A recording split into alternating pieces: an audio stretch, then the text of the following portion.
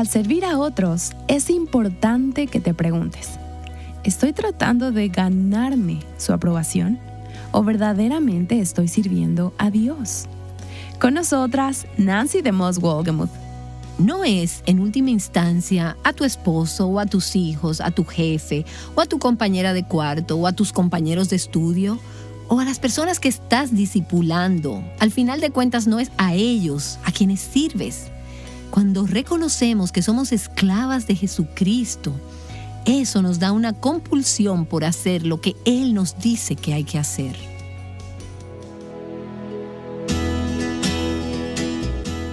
Estás escuchando Aviva Nuestros Corazones con Nancy DeMoss Wolgemuth, coautora de Confía en Dios para escribir tu historia, en la voz de Patricia de Saladín. Hoy, 17 de febrero de 2025.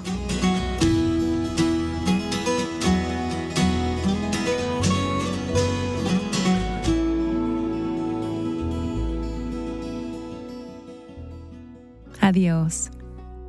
La mayoría de las veces, esta puede ser una de las palabras más dolorosas que podemos llegar a decir. El apóstol Pablo experimentó despedidas varias veces durante su ministerio, y Nancy nos hablará sobre su ejemplo en una serie titulada Despedida, basada en Hechos capítulo 20. Aquí está Nancy con nosotras. Muchas de ustedes saben que en sus inicios, Revive Our Hearts era producido por nuestros amigos del ministerio Family Life, Vida en Familia, en Little Rock, Arkansas, con una audiencia en vivo de usualmente 40 a 50 mujeres que venían a escuchar la enseñanza. Grabábamos de 8 a 10 programas en un día. A veces me encuentro con personas que me preguntan, ¿cómo haces un programa de radio? No lo hacemos en vivo, lo grabamos con antelación y lo hemos hecho de esa forma por años. Experimentamos la dulzura de la presencia de Dios en esos tiempos y puedo decir lo mismo al día de hoy. Hemos visto a Dios obrar tan profundamente en las vidas de muchas mujeres en estas grabaciones durante años. Como hemos compartido con ustedes, nuestra producción de radio se trasladó ya hace unos años a Michigan, donde trabaja el resto de nuestro equipo y hemos estado muy contentos con la mudanza. Durante años, ellos tuvieron que quedarse en la periferia sin participar en las sesiones de grabación y tenían que trabajar sin la ventaja de que todos estuviéramos cerca. Así que buscamos al Señor y entendimos que era una buena decisión el mudarnos a nuestras oficinas principales. Pero, como te podrás imaginar, fue todo un viaje emocional para mí hacer ese cambio. No porque no amara a mis amigos y compañeros de Michigan, sino porque también significó decir adiós y algunas despedidas difíciles a personas que se habían convertido en una parte muy importante de mi vida en Little Rock. Para algunas de esas mujeres, estaban en las sesiones de grabación, oraban, servían en diferentes maneras y apoyaron el ministerio de múltiples formas. Ellas tuvieron que entender que el ministerio no iba a desaparecer. Tuvimos que entender esto. Y durante ese tiempo de transición, uno de los miembros de nuestro personal se me acercó un día y me preguntó, ¿qué vas a grabar la próxima semana? Y esa era nuestra última sesión de grabación en Little Rock. Así que le dije que haría una serie de Hechos capítulo 20. Déjame animarte a ir a tu Biblia si puedes a Hechos capítulo 20. Este es el sermón de despedida del apóstol Pablo a los creyentes en Éfeso. Cuando le contesté a esta persona del personal, ella me respondió, ¿y vas a grabar eso para transmitirlo en los programas de radio?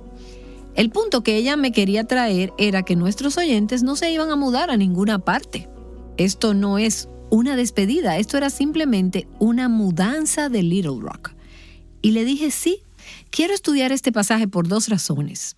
Primero, quiero ministrarle a ese pequeño rebaño en Little Rock, que ha sido parte de este ministerio durante todos estos años y me gustaría ser un medio de gracia y de ánimo a sus corazones. Pero además, este pasaje en el que he estado meditando en las últimas semanas tiene un montón de principios que se aplican a las mujeres en todas las estaciones y situaciones de la vida, en particular en estaciones de cambio o de pérdida. Ahora, quiero darte un poco del trasfondo antes de que vayamos a Hechos capítulo 20. Quiero hablarte del contexto, así tendrá más sentido para ti. No tienes que buscarlo, pero en Hechos capítulo 18 podemos ver que Pablo visita la ciudad de Éfeso en su segundo viaje misionero, en su retorno a la iglesia de Antioquía. Luego, en el tercer viaje misionero, él regresa a Éfeso y dura 3 años ministrando allí. Y puedes leer más sobre su ministerio en los capítulos 19 y 20 del libro de los Hechos. Sabemos que esta fue una temporada particularmente fructífera de ministerio. En 1 Corintios 16, Pablo nos dice: «Pero me quedaré en Éfeso hasta Pentecostés, porque se me ha abierto una puerta grande para el servicio eficaz». Pablo dijo, hay una puerta abierta para el ministerio eficaz aquí, por lo tanto, me quedaré. Pero ese ministerio eficaz y fructífero no estaba libre de retos y de oposición. De hecho, él continúa diciendo en el versículo 9, «Porque se me ha abierto una puerta grande para el servicio eficaz y hay muchos adversarios». ¿Y no les parece interesante cómo usualmente ambas cosas van de la mano? Una puerta abierta para ministrar, tener hijos, por ejemplo. Esa es una puerta ancha para un ministerio eficaz. Pero tener hijos viene con ciertas dificultades, ¿no es cierto? Con algunos retos. Y tú puedes pensar, pero yo creía que ser madre iba a ser algo divertido, lleno de alegría y de felicidad. Bueno, así es los primeros 2 minutos, ¿no es verdad? Y luego viene la realidad, porque así es la vida. Donde hay un ministerio eficaz, también hay muchos adversarios, hay retos. Y durante el ministerio de Pablo en Éfeso, vemos el poder de Dios obrando de manera extraordinaria. Pero también vemos esa tensión continua y ese conflicto entre el poder de Dios y los ataques de Satanás. Satanás usa a las personas para hacer esos ataques. Y entonces ves este conflicto cósmico que toma lugar en Éfeso durante el ministerio de Pablo. Y ahora vamos a Hechos capítulo 20.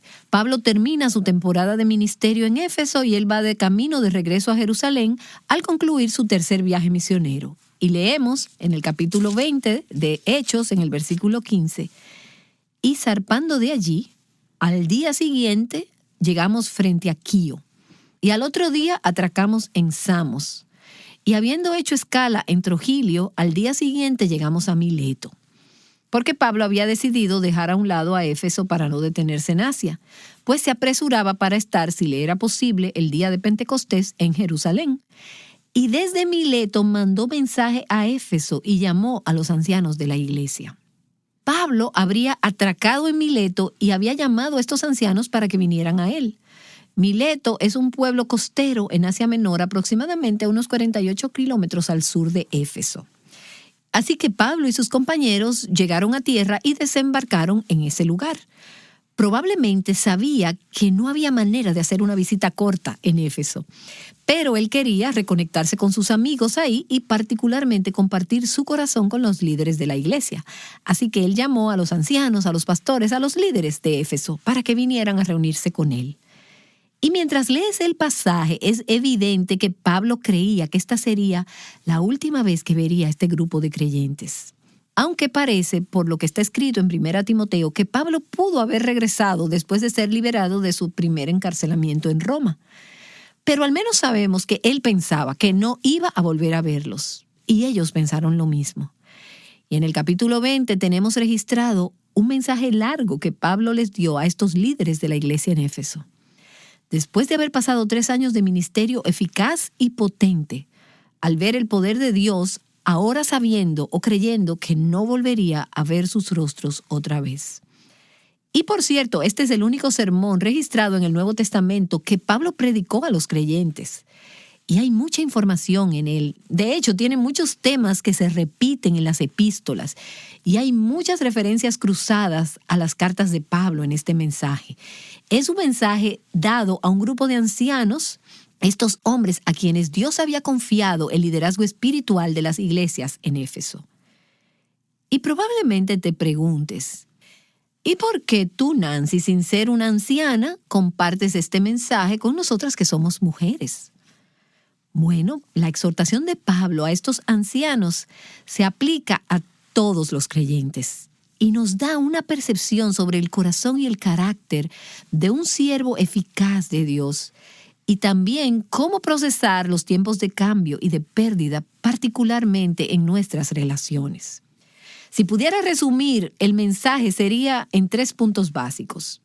Primero, Pablo reflexiona sobre el pasado, en los versículos del 18 al 21, y algunos otros versículos dispersos más adelante en el capítulo. Luego él habla del presente, en los versículos del 22 al 27, y finalmente habla de lo que sucederá después de la reunión. En los versículos del 28 al 35 hay una reflexión sobre el futuro. Y luego en los versículos 36 al 38 tenemos un párrafo final. Tenemos una escena de despedida muy tierna. Y durante estos próximos días quiero repasar algunas porciones de este pasaje y ver qué aplicaciones podría tener para nuestros corazones. Primero, Pablo habla acerca del pasado.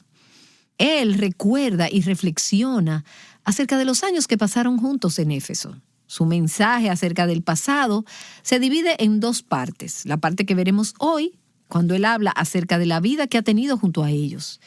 Y no cubriremos los versículos 18 y 19 y un párrafo más adelante en el mensaje, que también son ricos, pero debido a las limitaciones que tenemos de tiempo, no vamos a llegar a esa parte. Pero él habla de la vida que él ha tenido entre ellos, el ejemplo de la vida de Pablo. Y podemos ver esto comenzando en el versículo 18. Podemos ver la vida de un siervo, de un mensajero eficaz del Señor. Y es un recordatorio al ver la secuencia de los hechos aquí, que el ministerio eficaz, y Dios nos ha llamado a diferentes tipos de ministerio, siempre fluye. Ese ministerio eficaz siempre fluye de la vida del mensajero y de su caminar con Dios. ¿Cuántas veces he orado durante estos años? Señor, permite que mi ministerio de enseñanza sea el desbordamiento de la realidad de lo que estás haciendo en mi vida.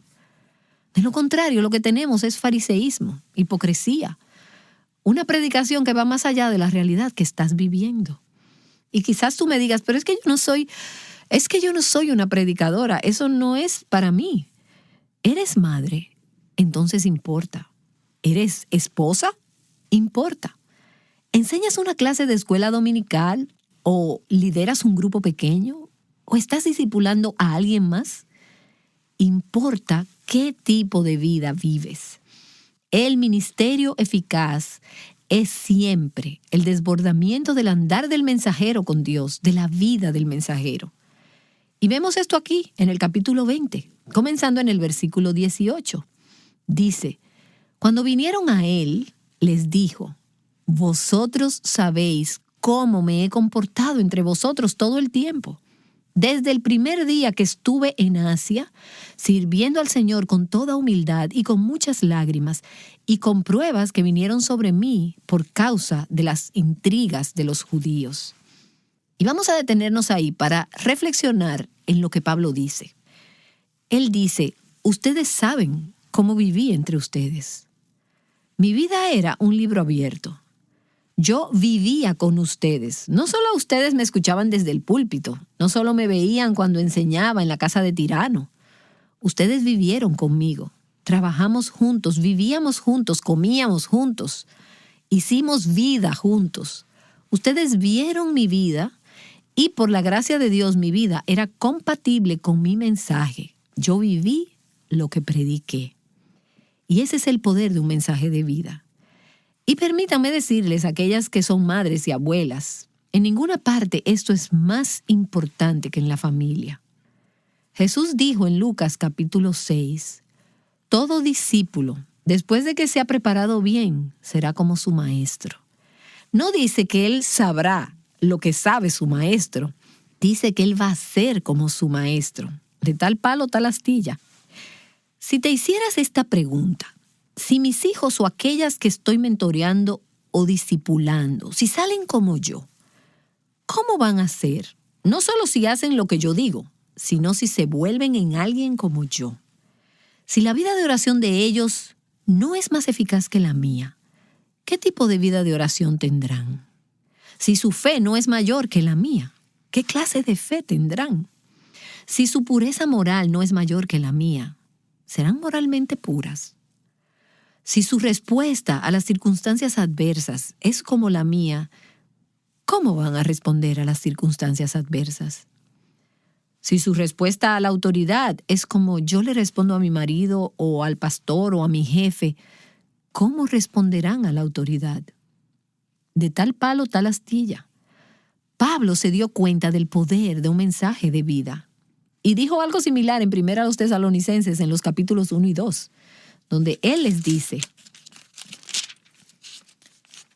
como sabéis qué clase de personas demostramos ser entre vosotros por amor a vosotros. Vosotros sois testigos, y también Dios, de cuán santa, justa e irreprensiblemente nos comportamos con vosotros los creyentes. Ahora, me gustaría poder decir lo mismo de mi propia vida. No lo puedo decir de la misma forma en que Pablo lo dijo, porque miro hacia atrás con pesar muchas veces, cuando no he honrado al Señor con mis respuestas, en mis decisiones, en mi vida privada. Pero anhelo decirte eso. Puedo decir con integridad en mi corazón que mi objetivo es ser capaz de decir lo que Pablo dijo. Has visto mi vida y es consistente con mi enseñanza. Y a medida que preparo mensajes una y otra vez, mes tras mes, año tras año, ahora y mientras estuve en Little Rock, no puedo decirte la cantidad de veces que el Señor ha traído convicción a mi propio corazón acerca de algo en lo que me estaba preparando para enseñar, algo que estaba estudiando, y me ha traído convicción. Esto no es real en tu propia vida. Necesitas arrepentirte antes de enseñarle esto a alguien más. Y digo esto para desafiarte a tener un mensaje de vida, de tenerlo como tu meta, el poder decir a los que te siguen: sígueme como yo sigo a Cristo. Ahora, Pablo dice en el versículo 19, esta es la forma en que vivimos, sirviendo al Señor con toda humildad y con lágrimas y con pruebas. Sirviendo al Señor. Y la palabra ahí literalmente es ser esclavo del Señor, ser una esclava, un siervo, un esclavo del Señor. Él no dijo sirviéndote a ti. Ahora, Él no dijo sirviéndoles a ustedes. Ahora, Él sirvió a los creyentes en Éfeso, pero ante todo, Él estaba sirviendo al Señor. Él era un esclavo de Jesucristo.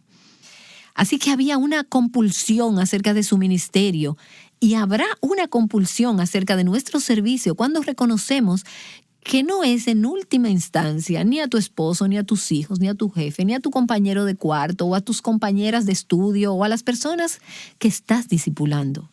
Al final de cuentas, no es a ellos a quienes sirves. Cuando reconocemos que somos esclavas de Jesucristo, eso nos da una compulsión de hacer lo que Él dice que hay que hacer para servir como Él sirvió, independientemente de si obtenemos algún premio, o reconocimiento, elogios o pago. Lo hacemos porque somos esclavas, alegres, gozosas, contentas, esclavas voluntarias de Jesucristo. Y déjame decirte esto. Si estás sirviendo a cualquier cosa o a cualquier persona, aparte de Cristo, no tienes la capacidad o la resistencia para seguir adelante cuando las cosas se pongan difíciles. Pero si estás sirviendo a Cristo, entonces serás capaz de caminar a través de las situaciones que Pablo vivió en Éfeso: oposición, rechazo y adversidad. Y podrás hacerlo con fuerza y dignidad y con la cabeza en alto, porque sabes que eres una sierva de Jesucristo. Es al Señor Jesucristo a quien sirves. Y Pablo dice, nosotros estábamos sirviendo al Señor con toda humildad. Y esa palabra es una palabra griega compuesta que significa humildad de mente.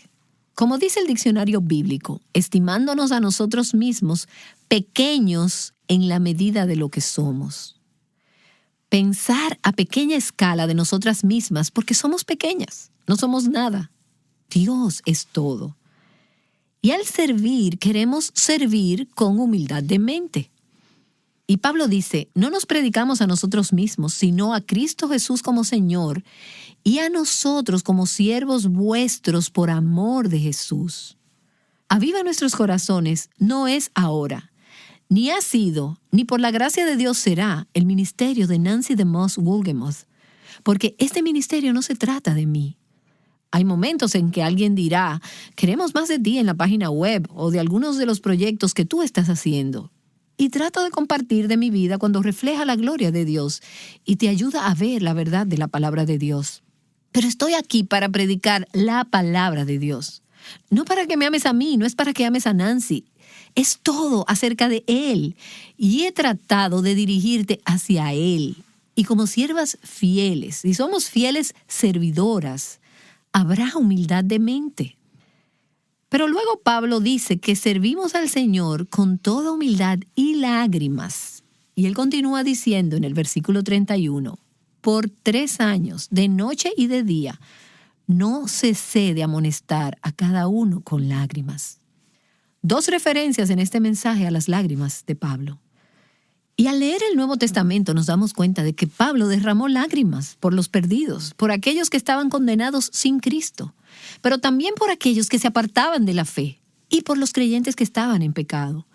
Él derramó lágrimas por la influencia de los falsos maestros, de los engañadores. Él dice en 2 Corintios capítulo 2, pues por la mucha aflicción y angustia de corazón os escribí con muchas lágrimas, no para entristeceros, sino para que conozcáis el amor que tengo especialmente por vosotros. Y con las lágrimas vienen pruebas. Dice, servimos al Señor con humildad, lágrimas y pruebas. Y leemos en el capítulo 19 acerca de una prueba importante que tuvo lugar cuando una muchedumbre fue incitada a disturbios por el ingreso, el sustento de aquellos que vendían estatuas de la diosa Artemisa. Su medio de vida había sido amenazado y el disturbio fue instigado, y Pablo animó a los creyentes y se fue de la ciudad. Él conocía acerca de las tribulaciones, él sabía sobre las tribulaciones más que la mayoría de lo que nosotras hemos experimentado.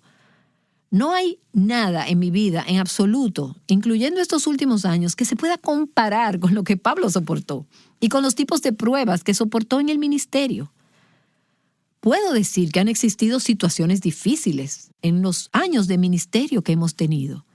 Cuando llegué a Little Rock en el 2002, no conocía a nadie, me sentía sola y tenía miedo y no tenía ni idea de lo que estaba haciendo.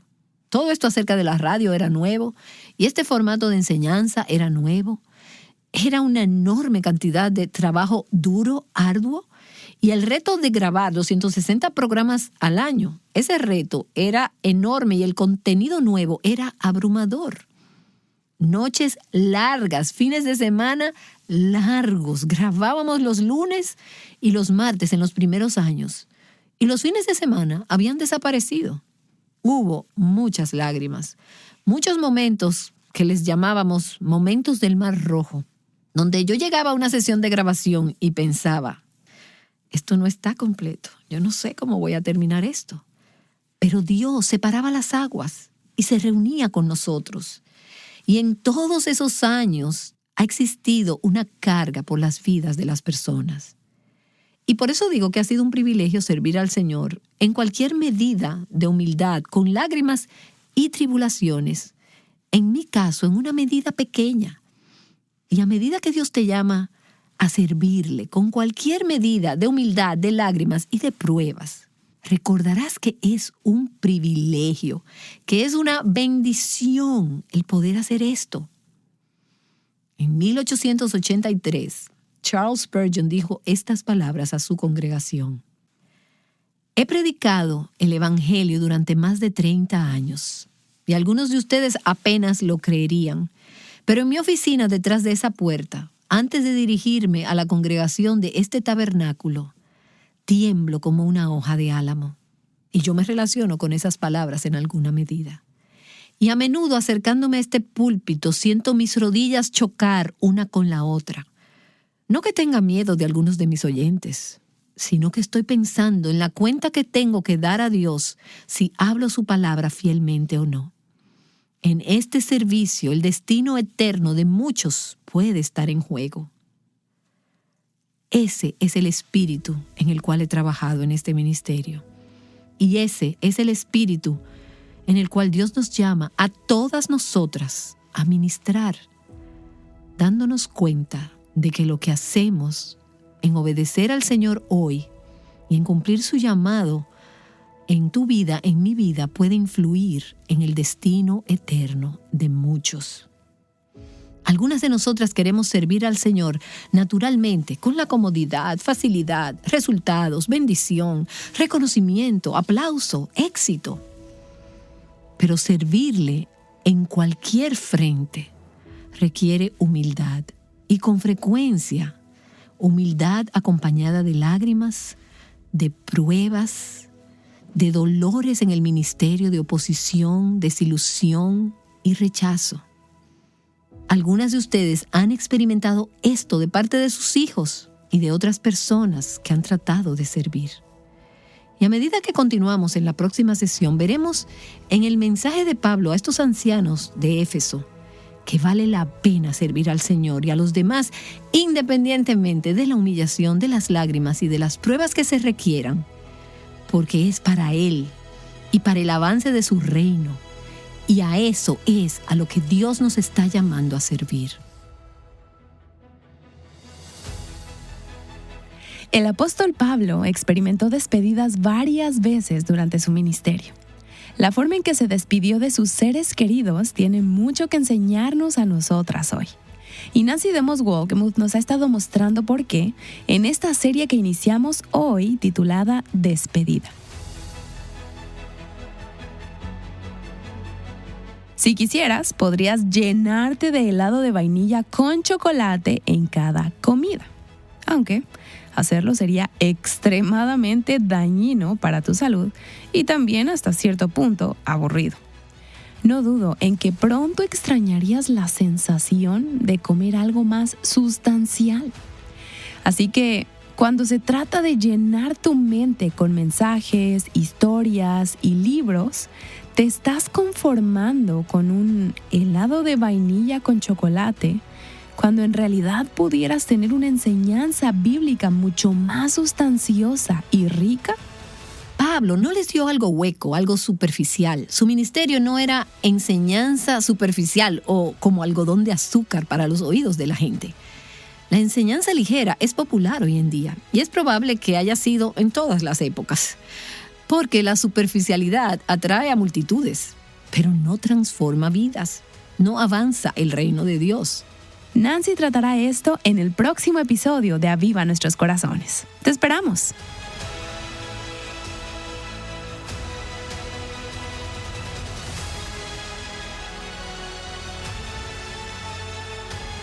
Escudriñando la palabra de Dios juntas. Aviva Nuestros Corazones es un ministerio de alcance de Revive Our Hearts.